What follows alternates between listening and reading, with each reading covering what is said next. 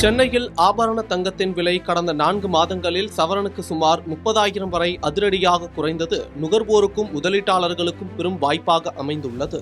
ஜனவரி 2026இல் சவரன் 1,34,400 என்ற வரலாற்று உச்சத்தை தொட்ட தங்கம் தற்போது ஜூன் மாத இறுதியில் சவரன் 1,04,240 என்ற நிலைக்கு கீழ் இறங்கியுள்ளது.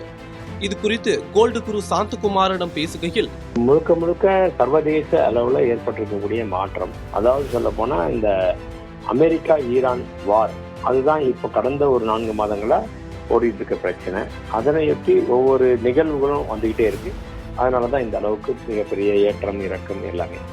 தங்கத்துடைய விலை ஒரு பெஞ்ச் மார்க் என்பது 1 லட்சம் ரூபாய், அதாவது 12,500 ரூபாய் ஒரு கிராம் அப்படின்றது ஒரு பெஞ்ச் மார்க்.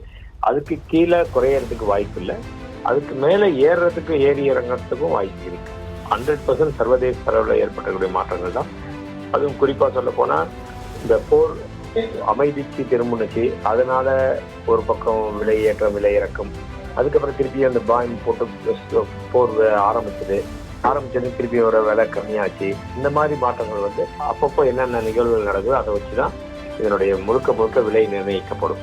உலகளாவிய பொருளாதார நெருக்கடிகளை சமாளிக்க உலக நாடுகள் தங்கத்தை தவிர்த்து பிற முதலீட்டு பிரிவுகளில் அதிக ஆர்வம் காட்ட தொடங்கியுள்ளன என்பது குறிப்பிடத்தக்கது.